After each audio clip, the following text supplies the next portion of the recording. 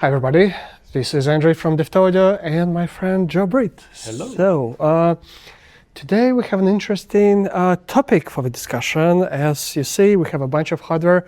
I'm in Joe's office and we've been dealing with some, talks and discussions on how you can synchronize the original LM1 to be a master or slave and how that's different between the various revisions of this. So we have a bunch of hardware. We are going to explain. I will give a mic to Joe, and hopefully it will be interesting for you.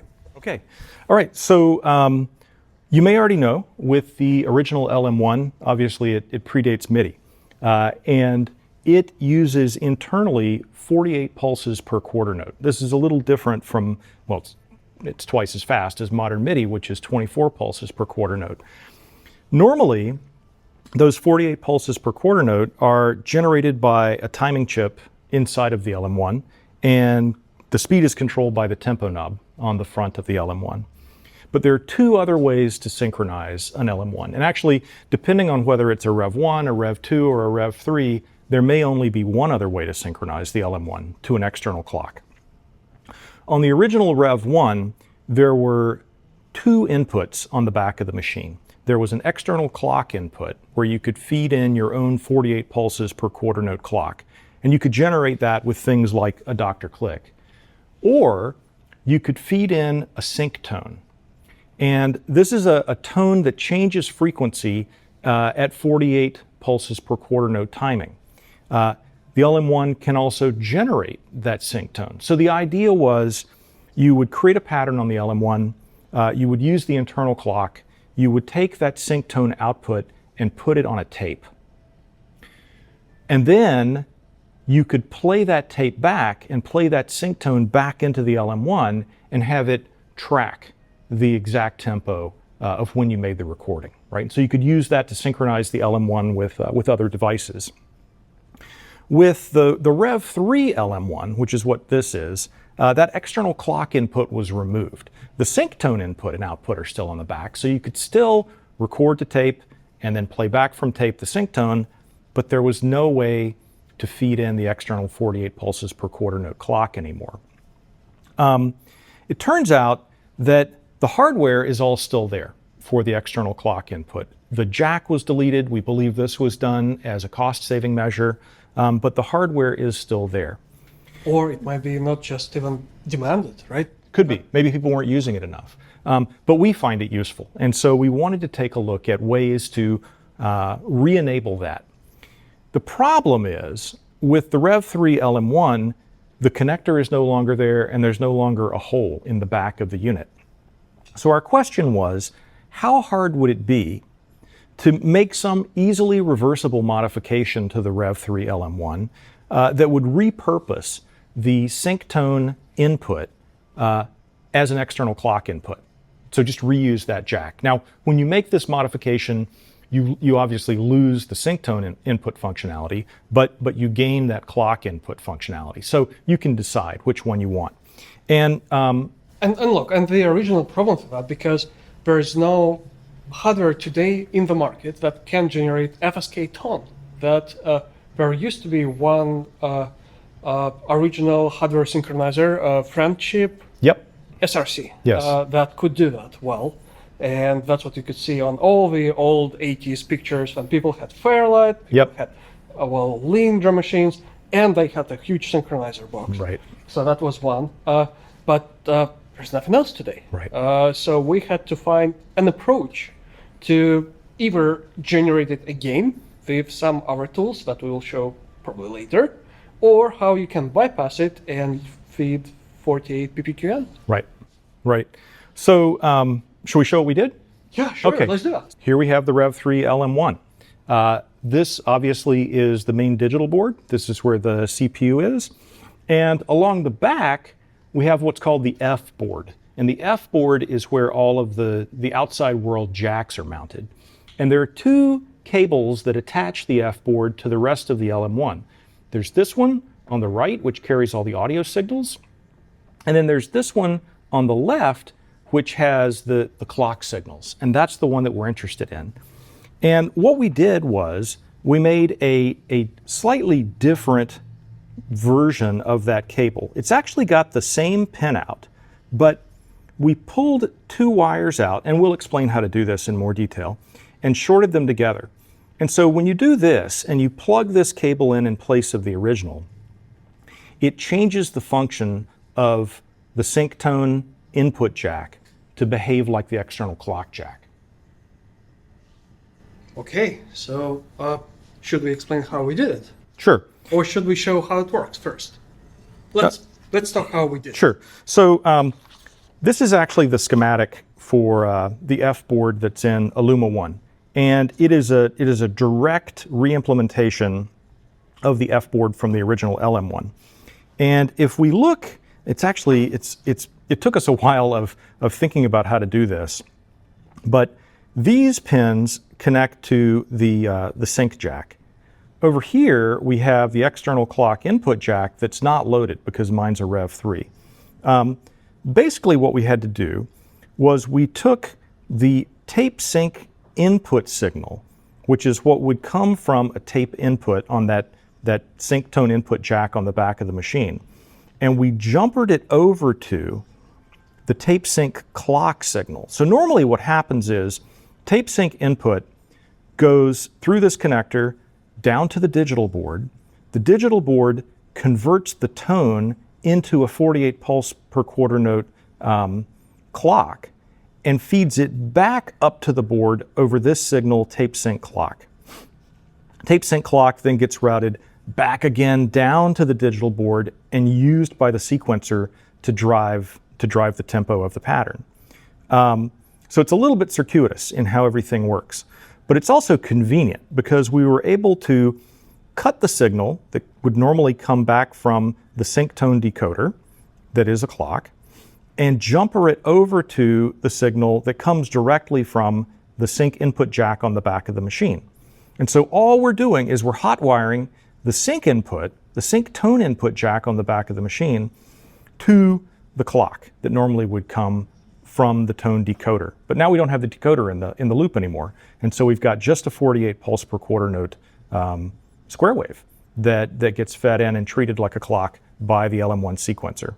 So the benefit of that approach that we don't need to change any modifications on the board. Right. We don't need to take any boards out. Right. All we do, we just remove the original cable and put the new cable. Yes, and everybody can do that. Anybody can do it. Soldering skills. Right, and it's super easily reversible.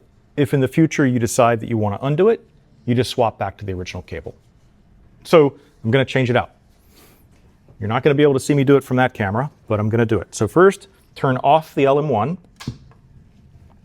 Then all we do is we unplug both ends of this ribbon cable very carefully, and we take the new ribbon cable and we plug it in place.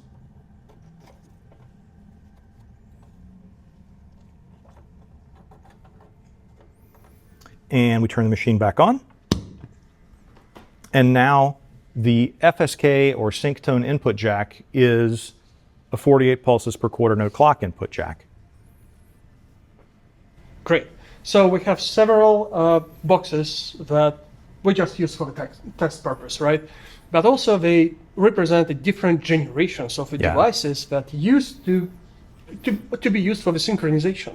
So we have 2 Roland boxes. One is SBX10, another is SBX80. They are quite different. So this one may look much simpler, but actually this has more advanced features than the SBX80. We also have Dr. Click, which is not MIDI enabled at all. So what Dr. Click could do, it can be your master clock, or you can feed it with any type of analog clap or whatever sound that can trigger it. And depending on this sound, it can regenerate the whole clock. And it's so flexible, it can generate different types of the pulses and pulses combination. It can shape how the sync tone is working and so on. That can be used as well. What we try to do, we try to see what's the most convenient for the LM-1 and what it takes the best, because we found that these boxes, they also have their own jitter, right? Also, in addition to the 3 vintage 80s units, we have the depth audio box, which is this one MIDI interface that has a capability to generate the clock output. So we are using the combination of these. What do you want to start? What do you want to show first? Well, I think first let's talk about jitter, because you just mentioned that, and that's a really important concept that you understand when we're talking about these clocks. Obviously, when you're playing music, keeping everything in time depends on the clock being very precise and not moving around, not being too early or too late. Sure. Some boxes are better at that than others, right? So which box do you think we should start with as a bad example? Well, there's a perception, at least you and I, we read it in the several forums, that people really like how the SBX10 performs with the LM1, and they say that's the ultimate choice. Interesting things, but to measure the jitter that we are talking about, we don't need to have a scope that we have here. We can measure it directly from the LM1 by holding the display button. You will see the tempo that it currently generates or sync from. So that's what we can do. Let's connect the XBX. Okay. And let's feed one sync. So now everything is connected. I've got the SBX10 set to 116 beats per minute. It's running. That's what that little dot there means. Now if we go over to the LM1 and we hit the display button, it thinks, see, it's jumping around. Sometimes it gets close to 116, but it goes as low as I saw 109. It's going up to like 120. So this is a great example of, this thing is generating a clock pulse that's supposed to be rock solid. The LM1 disagrees. It's measuring the clock pulse and showing us what it thinks the tempo is. And we looked at this earlier using this tool over here, an oscilloscope, which lets us look at the raw clock signal, and we could see it moving around in time. So it was not as jitter-free as we had thought it would be. And in fact, if we play a sequence now on the LM1,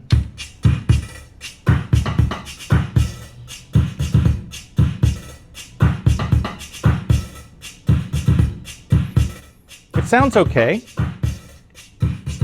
It sounds okay, but because we look at this, we can tell that the tempo is actually moving around a little bit. I think that one of the concerns that people had back then, that on some synchronizers, they were missing a beat. Yes. Right? Yeah. So let's make it clear with SBX10, we are not missing a beat. Right. So we are clocked solid to the incoming or outgoing to the clock output of the SBX10. However, the output itself is jittery. Yes. So, I mean, and it may be that it doesn't sound bad. It sounds more like a human who's not a robot playing as well. You can say so.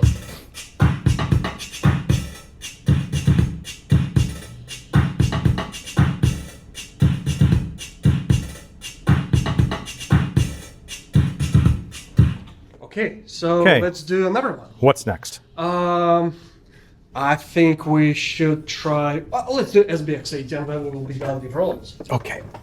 Okay. Oh, it's a big one. Let's see. Time base. Okay. What SBX80 can do, so very similar to the Dr. Click, it can take the analog input, such as claps or such as any other analog sound that you can trigger in a quarter notes, and out of the quarter notes, it generates the 48 ppqn. Cool. Which is great. Really think about that. You can just feed from your DAW the audio output to this, and it will generate everything. Right. It has the MIDI input, but it cannot take MIDI clock as a source, because it has a very, very poor MIDI implementation. I see. Unlike the SBX10, that can do. And this is why I was saying that SBX10 is more advanced than compared to the SBX80 in this regard. I see. But SBX80 is just awesome machine. Okay. So now let's start it. Okay, now it thinks it's generating 140 beats per minute. Yep. And if we look over here, we see not bad. Oh, there we go, not bad. Okay. And I can slow it down over here.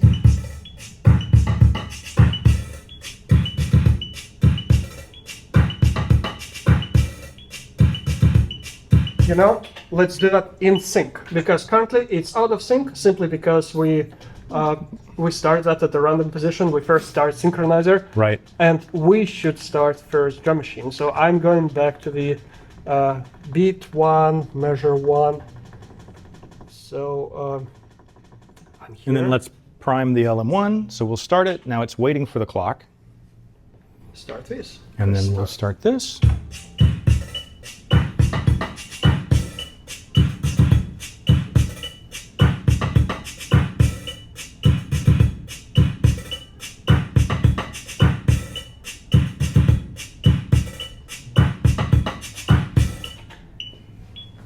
And what? Keep it running for a sec. What we noticed, while it's staying stable, or way better, but you see from time to time, it has the accidental, like jittery. Yeah, certainly it's more stable than this one, than SBX10. Okay. Okay, now the king of Yes. the synchronization. Yes. All right. Dr. Click. This thing is super cool. And Andrei and I took this apart earlier because we had never seen the inside of one before. There's no microprocessor in this thing. There is no software. It is pure hardware. Yep. And I think that contributes to how solid it is. So, let's see, Andrei, which output were you using on this? We are using this 48 ppk. Got it. Okay. Okay. Yeah, please be aware, our Dr. Click is not 100% healthy, and we noticed that on a halfway in because it seems it's the master clock generator generating just, it's not reacting to the tempo changes that we put here, so we have what we have. Let's see. Let's see what it thinks now. Right now it thinks... Oh no, it doesn't do that. So we will start this, hit the start button, and now it's generating it. Okay, so now we think we're at 83, 84 beats per minute.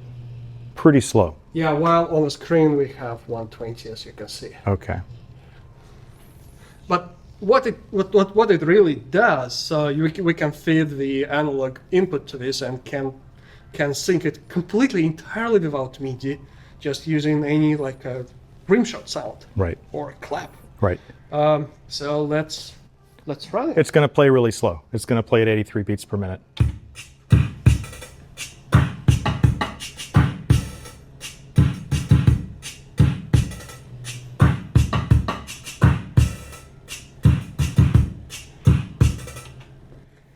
However, it's the most accurate, Yes. right? As we know. Yep. And we looked at it on the oscilloscope as well. It is rock solid. There is no jitter at all. All right. Now to the last piece, right? Okay.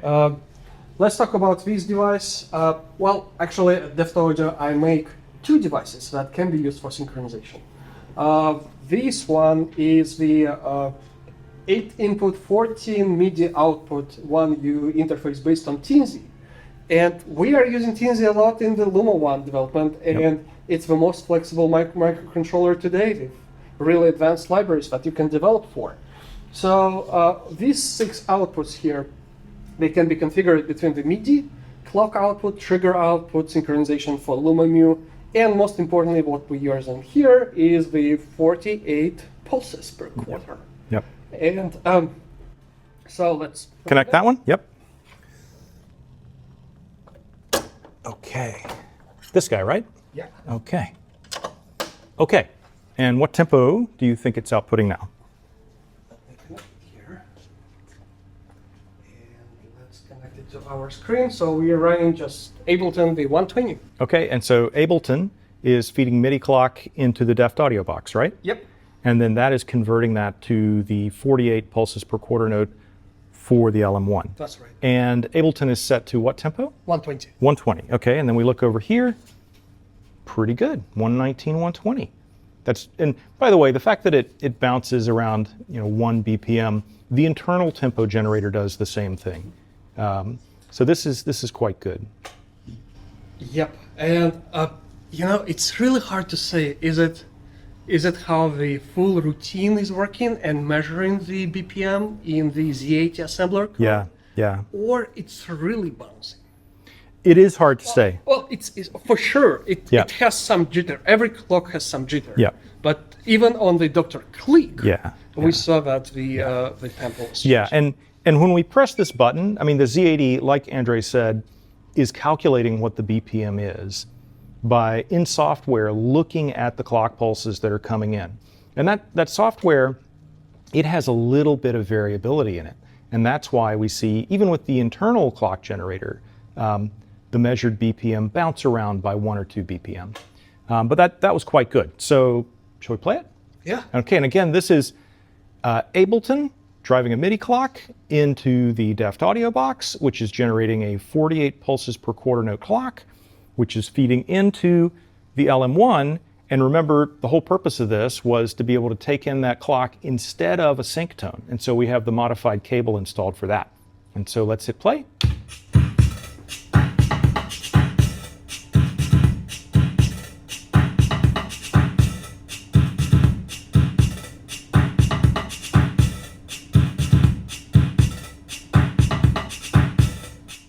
Sounds great. All right, so our last and final part is actually how we can generate and how we can feed the FSK today. If you don't have the access to that ultra friend chip SRC synchronizer, how we can do it else in different ways. And if you don't want to do this modification, which is again very easy to do so. Okay, so I took the modified cable out and put the original cable back in. So we're still using the same jack on the back of the LM1. It's the sync tone input, but it's connected to the Deft Audio box that, instead of generating 48 pulses per quarter note, is going to generate 48 pulses per quarter note sync tone, just like you would have laid down on a tape back in the day. Yeah, and I connected to the audio output because we are generating the audio tone, which is what FSK is, right? So it's just oscillating between two bass frequencies, 1.3 gigahertz and 2.1 kilohertz. Kilohertz, yes. Of course, and so that's how that bass tone is generated internally here in real time. So I did not change anything that we are doing in the Ableton. So it still feeds the clock here. It's just on this output, we're now feeding out the FSK. Okay, I'm going to turn the LM1 back on. Okay, and now it's going to be waiting for the FSK tone, the sync tone, which it's generating. Let's look at what it thinks the BPM is. Oh, look, we're still at 119, 120, as we should be. And we'll hit play.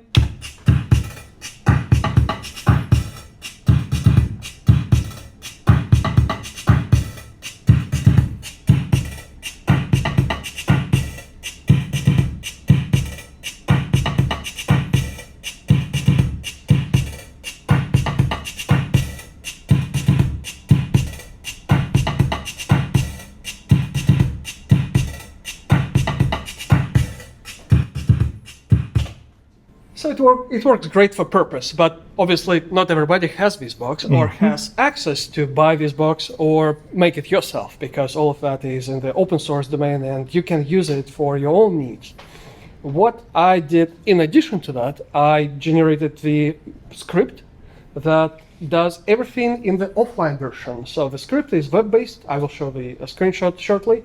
And you just set the target tempo. You set if you need the leading 1 bar set pulse before it starts generating the synchronization pulses. And you set the duration, and it generates you a WAV file that you just import to your DAW. Right. So the beauty of that approach that you don't need any synchronization pulses. So cool, yeah. At all. Yep. You just connect it to the audio output of your interface. And with that, we can synchronize it to the DAW. The disadvantage of this approach that you have to stay on the constant BPM.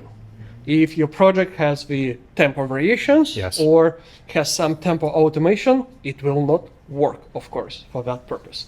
But other than that, it's offline. You pre-generated bunch of files for your favorite tempo speeds, and you're done with that. Yeah. So that's it. We covered a lot.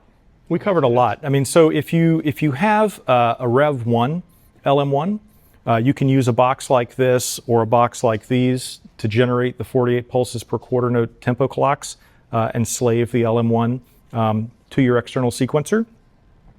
If you have a Rev3 LM1, you can use the Deft Audio box to generate the FSK tones in real time to slave it to your DAW. Or you can make a custom cable, and we'll share instructions on how to do this. It's very easy, that you can plug into your Rev3 LM1 that will let you repurpose the sync tone input jack as a 48 pulses per quarter note clock input jack.